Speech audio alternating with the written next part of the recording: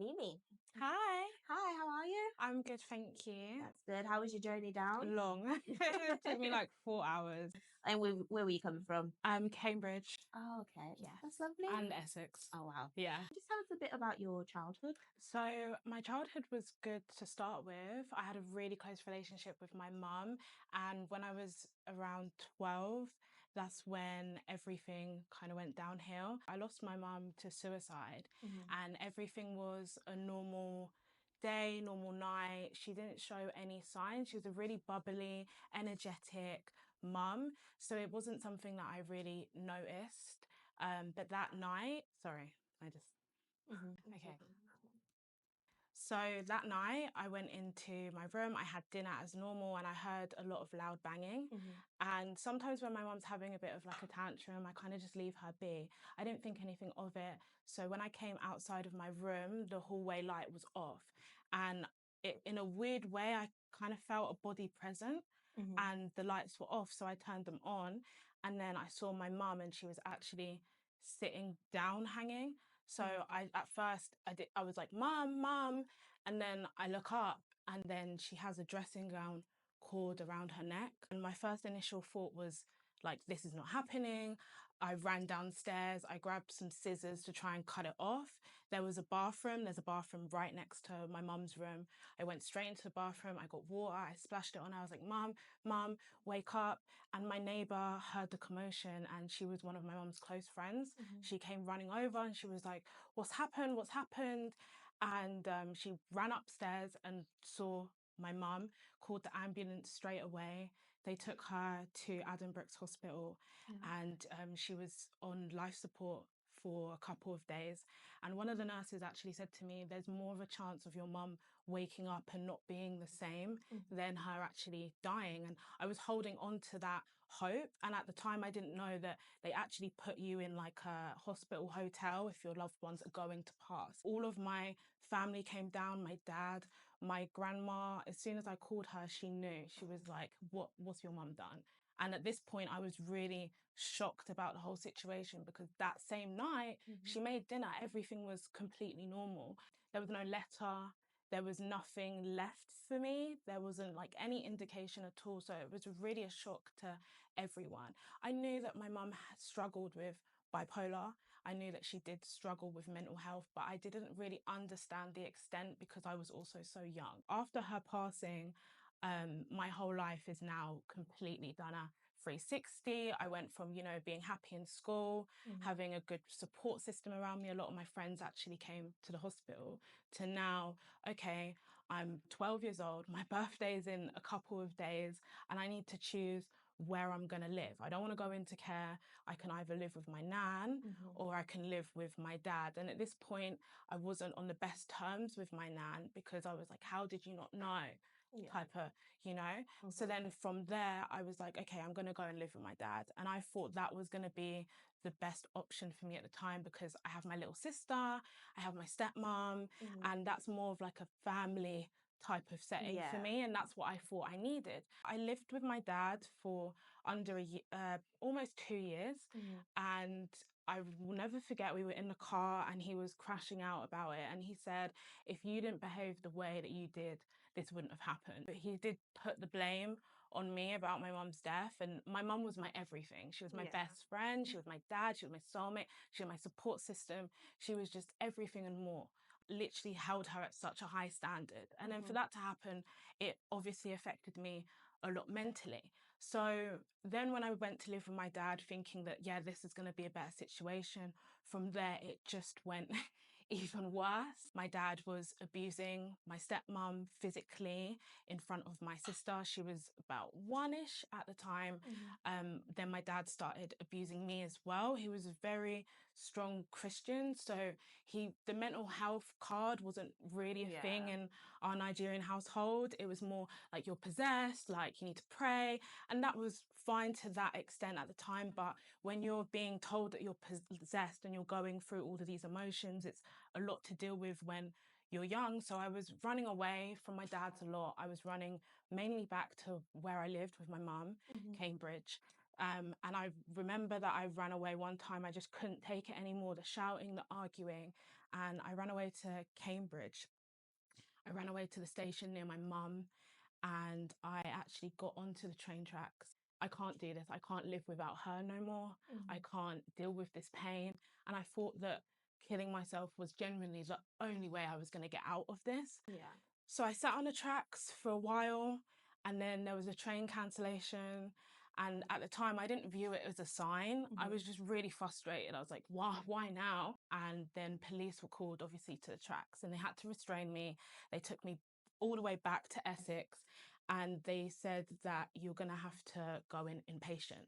We're going to get you some help, because obviously at this time I didn't have any therapy after my mom.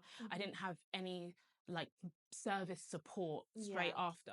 So like, okay, we're going to put you into an institute. So I ended up going to my first institute when I was 13, one in Essex. It was an adolescence one.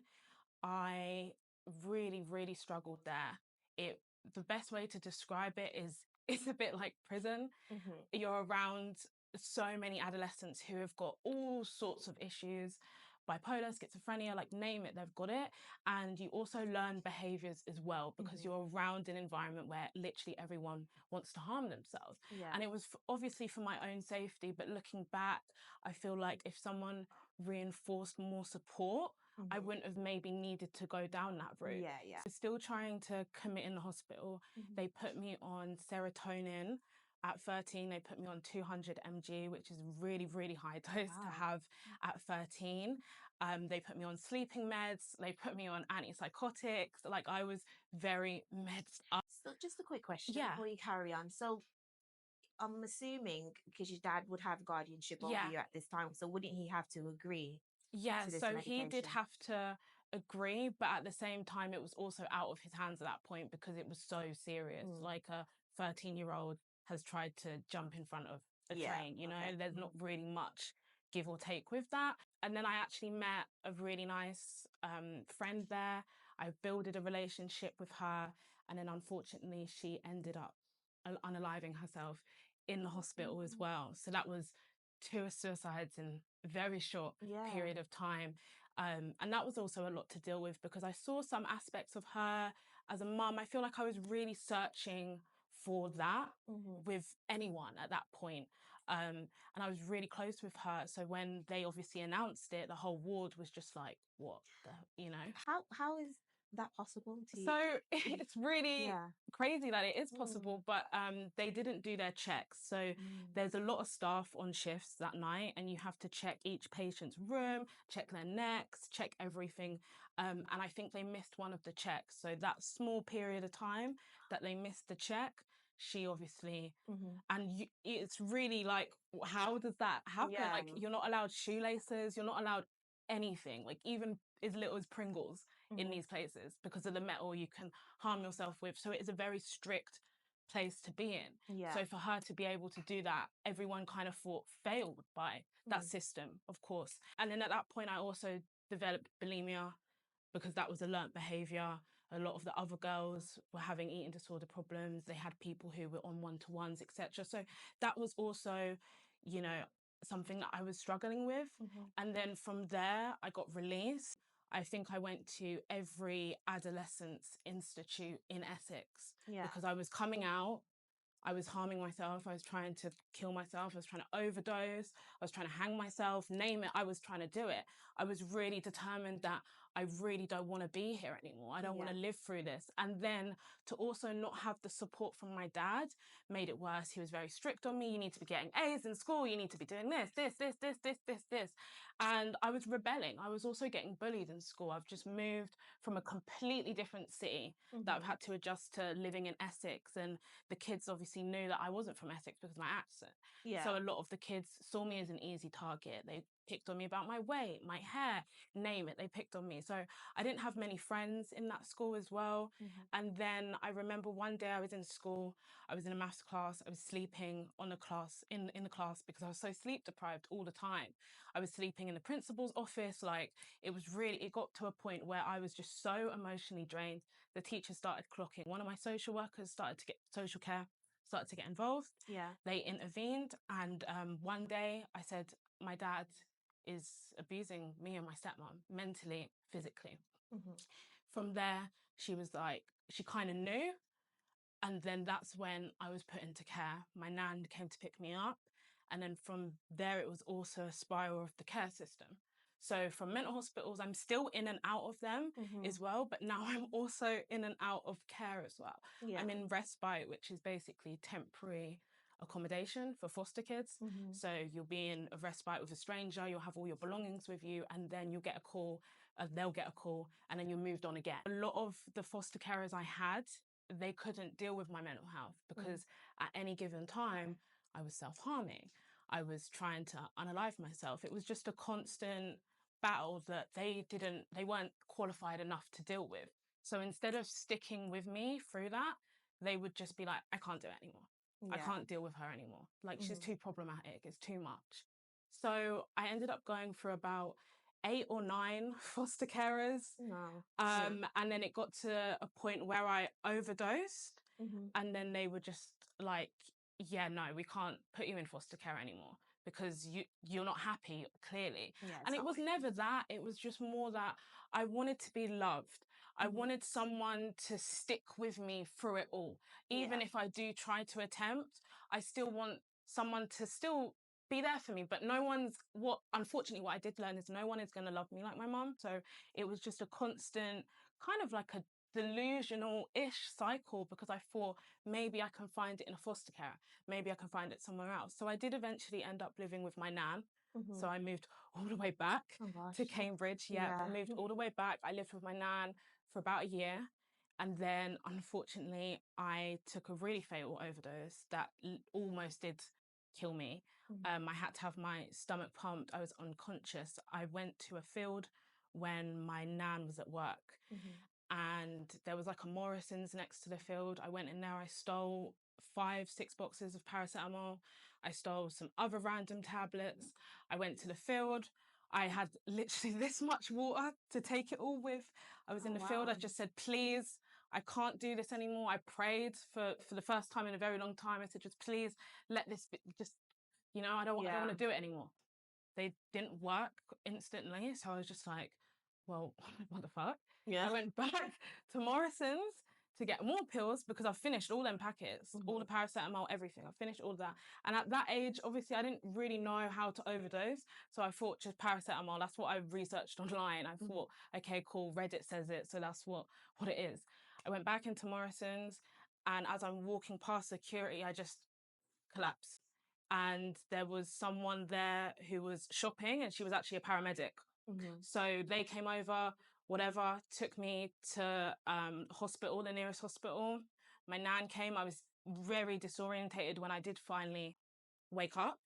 I was throwing up everywhere. It was really intense. I think that was probably my longest stay in general hospital. I was there for almost a month. And then when I got assessed by the crisis team, so every single time that I tried to overdose or whatever, I was assessed by a crisis team, and you can either be informal or you can be sectioned. Informal means obviously you go in with your own will. Section is you have no choice. You're going in. This time they did section me. There was no getting out of it. And then I was admitted to another hospital that I already went to. And then when I arrived there, I started that for about 6 months. So realistically, I think I was in and out of mental hospitals for about 3 years. So it was literally every single time I came out, I'd probably be out for just under a month. And then I'd have to be admitted. I've tried private. That didn't work. So nothing was working at this point. And I was just getting more riskier and more riskier and more riskier. And then the final straw, I guess, was when it was COVID time. No one could see me because of the restrictions, which made it even worse when you're in those hospitals and you can't see your family, and being in those places during COVID was even worse. And I wouldn't say an epiphany, but I did actually get COVID. And I was in my room with literally nothing. They all had to come in with PPE from head to toe to see me, to deliver my meals. And I thought, okay, maybe this is not what I want for my life. Maybe I can navigate out of this somehow. And I remember my nan having a phone call with me. And at this point, she's like, I can't do this. I can't look after you. I can't fulfill your needs anymore.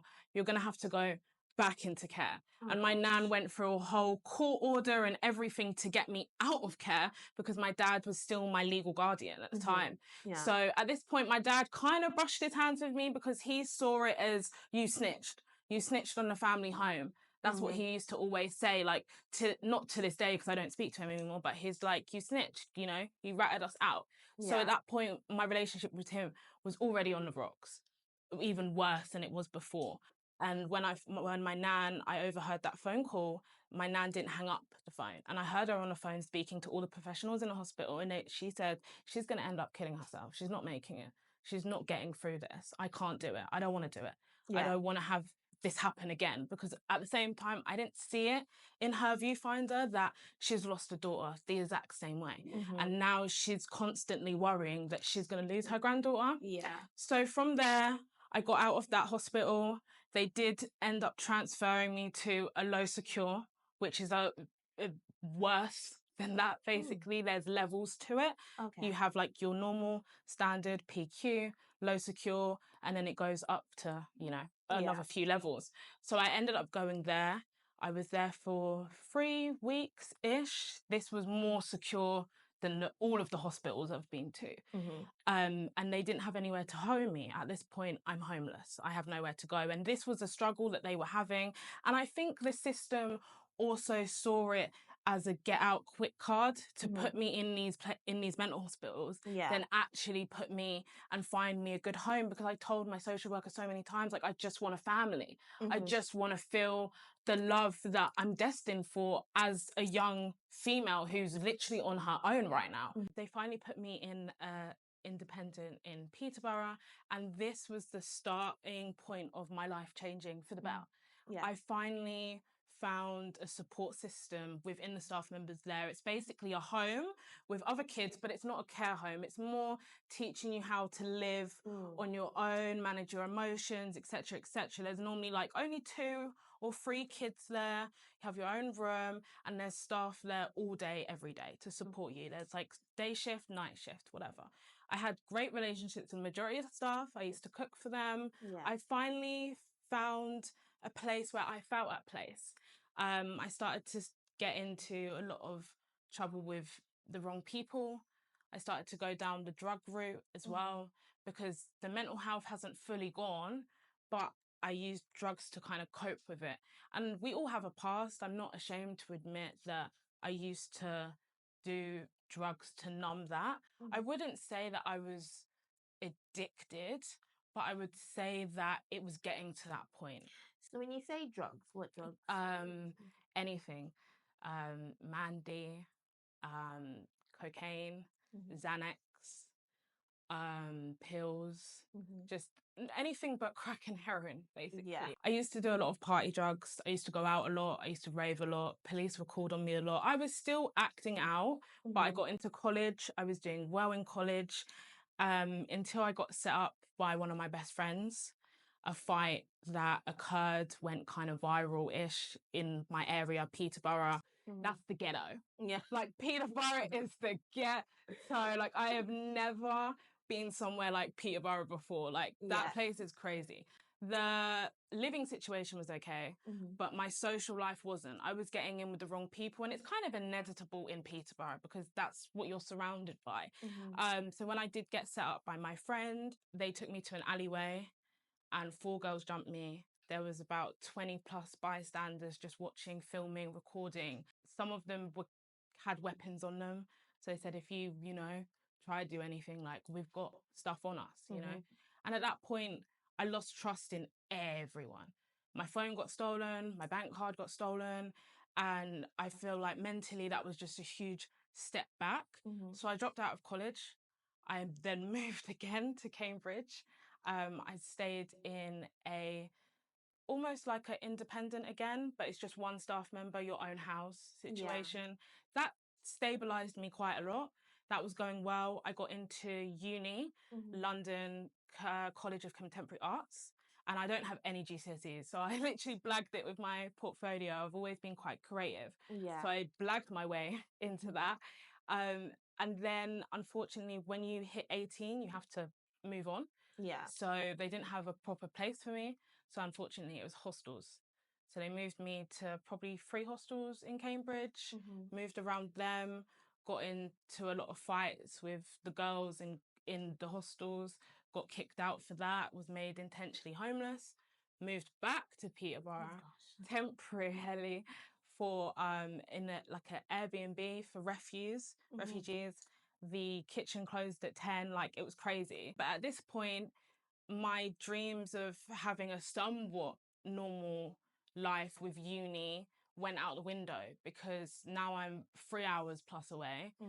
I'm basically homeless. All my stuff, they've just put in a garage in some next place that's locked. I don't have the keys for my sewing machine or my art equipment. And unfortunately, I did have to drop out of uni because how am I meant to go uni when I don't even have a stable home? I don't even have my materials. I'm not mentally great. And being back in Peterborough, that's the one place I said, please do not put me back in Peterborough, like keep me away from there. But they did put me back there. And then fast forward to probably about 18-ish, I got another accommodation that was temporary. I lived there for about a year, and that's my own flat. There was a reception, and then just if you need extra help with stuff, then they're there. But I had my own little place. As soon as I turned 18 and it was coming up to my mum's birthday, which is in March, I got my first passport. Never had a passport before, never left the country. Literally couldn't wait to get a passport, and I was planning to do something for my mum's birthday. And I think from the hostel where I was literally surrounded by crackheads and alcoholics and males and women, and it was very grimy to say the least. It wasn't the bougie lifestyle I know now.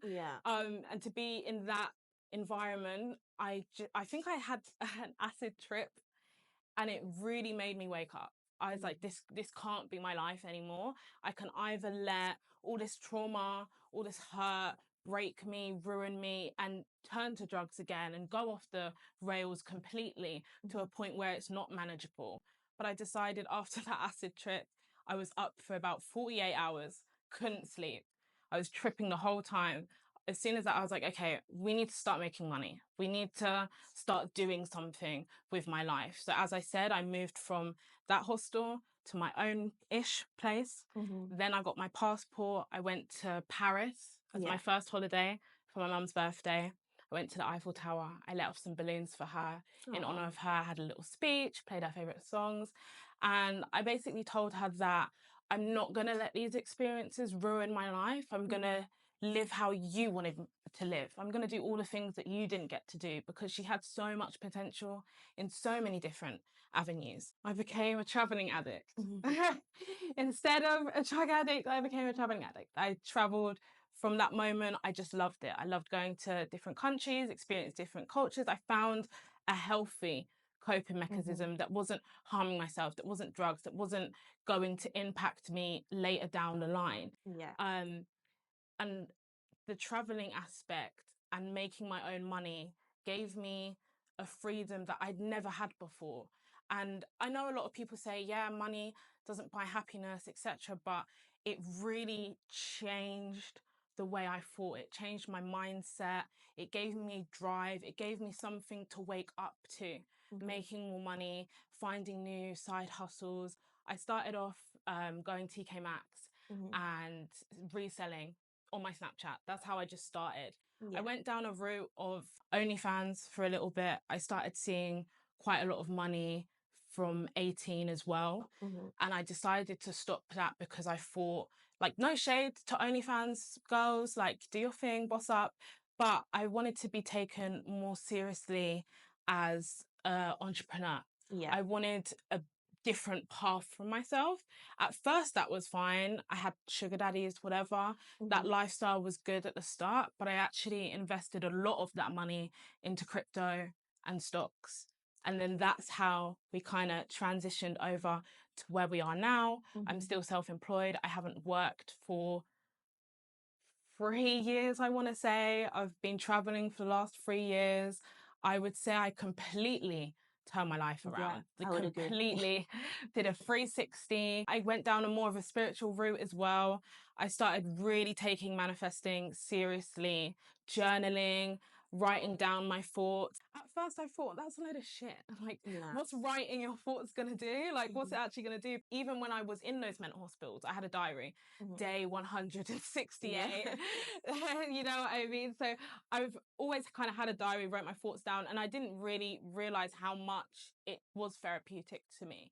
And even looking from where I've come from now, I'm now 21. I'm on a path now where I generally do think that if I can go through all of that, there's no reason why someone who's watching me, watching my TikTok, can see me and be like, okay, shit, she went through all of that. I know that I might be able to come out of the situation that I'm in, because it's all about the mindset. It's all not, I wouldn't say it's all in your head, but at the same time, if you think to yourself, okay, look, I might have bad days, I might feel like shit, but if you keep distracted, if you keep finding things you love, you enjoy, and finding a purpose, finding something to wake up in the morning for, even if it's small things, making small goals, baby steps. Therapy helped a little bit, but my new therapy is ChatGPT right now. I'll be honest with you, I'd be using that for everything. It's really about your mindset, and I genuinely think money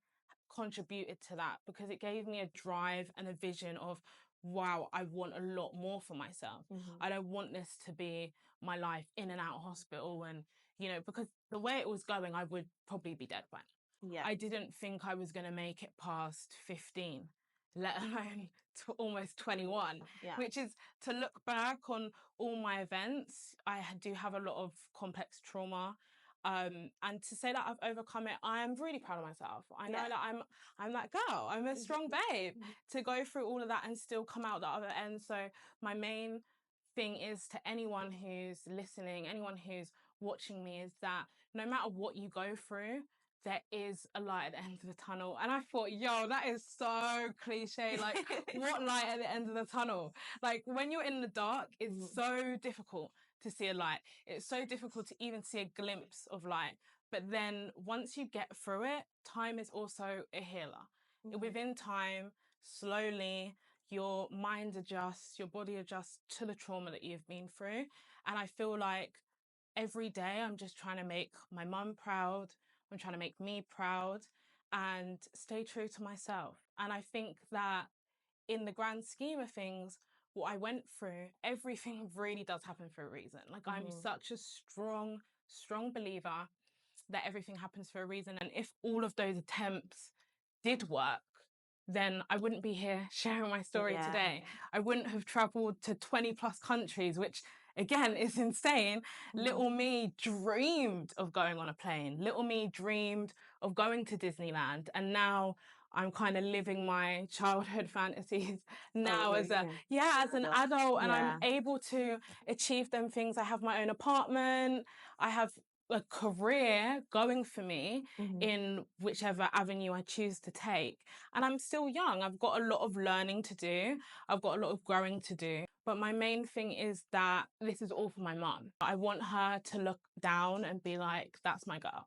A lot of girls nowadays have struggled with mental health and feeling. I think it's really difficult when you don't have a good parent system. When you have an absent dad as a woman is one of the most difficult things, because that's meant to be your role model. And who you look for in a man is also going to reflect on that as well. So again, my standards were to the floor. They were so low because I didn't know anything. I didn't know anything else. And then as I kind of grew, I was like, oh, that's not how women should be treated. That's not normal. So I've not spoken to my dad in about a year and a half. Completely cut him off when I started traveling, really. I was in New York, and he blocked me for some dumb shit. He said that I couldn't see my sister, which is crazy. Like, that's my own flesh and blood. And he was going off the rails as well. I could see it.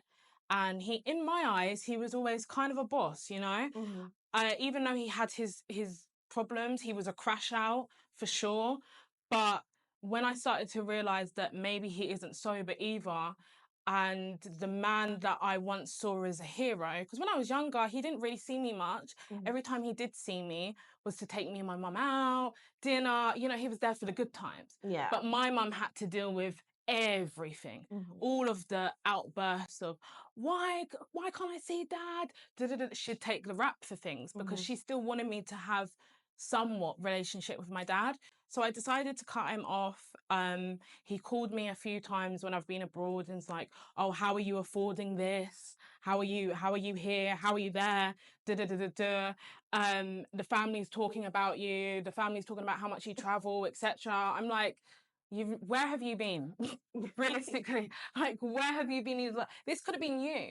You were not a good role model to me. You wanted me to start selling drugs. Like, you're not a good role model to the point where I wanted to be close with you anymore. The last straw was really when he disrespected me in my own home. And that was like, there's no coming back from that. And a lot of people might think it's harsh for me to cut off my dad, but I'm a very strong believer that protect my peace at all costs. Like, it was draining when he'd call me, he'd shout at me, he'd complain, he'd say this, you're not going anywhere without me in life. And now I'm doing better than you. So how does that feel? He doesn't put in any effort with my sister either. He's becoming an absent father to her as well. So my stepmom has a partner. He's great with my sister. And now that's going to be who she looks up to, not my dad, which is sad because you've lost 2 daughters now. Like, obviously my sister loves him, but she sees him and she's calling you crying after she's seen him. You're like 8. Why should you be crying, you know? And from a young age, she was like daddy's girl. And that's the same with me. But he's got to a point where he's gone so off the rails. It's not something that I want in my life. I don't want that in my proximity. I don't want to have my peace disrupted because at the current moment and where I am right now, my peace is everything. And no one, you could literally be my dad, I will cut you off. I don't let just anyone in anymore because one, it's a protection wall, which is, you know, very standard. You would expect that from me. But 2, again, you can't just let anyone in your circle, and who you're around is more likely who you're gonna be. And a lot of people told me that. I didn't really see it, and then I really started to see it. Like, when I was around people who had no aspirations, just wanted to smoke weed all day, low-key a bum, was in the wrong, like, had the wrong aspects and goals in life. And people can change. I've changed. I was once that person. But when you're around that, you're most likely to be that. When I was around people like that, that was when I was at the worst point of my life. Now I'm surrounded by people who own businesses, who travel, who want to do well, who have really ambitious out of like goals that are off the charts. And then that's helped me be that person as well. Obviously, I don't have a strong connections with most of my family. I don't speak to a lot of them. So it really is a thing where it's just me, myself, and I. And that's fine. Hence why I'm me. I'm glad that I went through what I went through at that age, because to go through it now would be dark. It'd be a lot. Like, to go through it now, like, it's what, I have another 5 years, be like 26 and like have an epiphany at 26. Obviously, it's never too late for change, etc. But I'm just glad that that's kind of been nipped in the bud. Now I'm sober. Now I've not self-harmed in 4 years almost. I've not tried to commit in 4 years as well. So I never ever for a million years thought this was going to be my life, that I'd be able to be so self-sufficient, do what I want, when I want, travel when I want, and have the freedom to just live a life that I never thought I deserved. I never thought that I could have. There's a huge stereotype on us. A lot of it does end in juvie, prison, drugs, death. Like, that is the statistics of most care kids, unfortunately. I'm living proof that I'm not that statistic. You don't have to be that statistic. If you have the willpower and the mindset to want better, you just have to want it, realistically. When I was ill, I didn't want to get better. Like, in this life, if you really want something, it's not impossible. Nothing is impossible unless you make it impossible in your head, you know? And I think a lot of people struggle with that, and they think that things are not possible because it's their mindset that's stopping them from thinking it's achievable. if anyone was to genuinely take anything from this conversation, is that I really have been through it all. You know, most abuses you can think of, a very traumatic last couple of years. And I still came out the other side because of that drive, because of that hunger, because I wanted to be better as a person. I wanted to do better. When I took a step back and I took them baby steps, let's focus on getting my money up. Let's focus on getting my mental health right. Let's just do little goals. It started off, I just want to make 500 in a month. And then it just progressed. We hit the 10K mark. It just went up and up and up, you know, and not even to flex, but that was how it started. I didn't come from money. I never came from a wealth. It would be so much easier. God damn. It'd be so much. I would love to have been a Nepo baby. Oh my God. But at the same time, everything that I went through has made me so resilient. Nothing anyone on the internet can say to me can get to me no more, because I've been through that. They don't know me. They know what they see on the screen. They don't know my story. They don't know behind closed doors. They just see what I let them see. So that's why, again, even if people give me hate comments, people want to say, Mimi's this, Mimi's that, da da da da da. It's all irrelevant, because I know who I am. And when you know who you are as well, nothing can, you know, intervene with that. Thank you for coming down today. You're so welcome. Thank you for sharing your story. It's very inspirational, and I'm very proud of you from coming from such a dark place into the light and doing so well in life. So let the people know where they can find you. So on Instagram, it's mimi.money with a Z. And then on TikTok, it's also the same on all handles. And I have a linked, the linky thing in my bio as well. So you can find all my socials on there. So I'll see you there.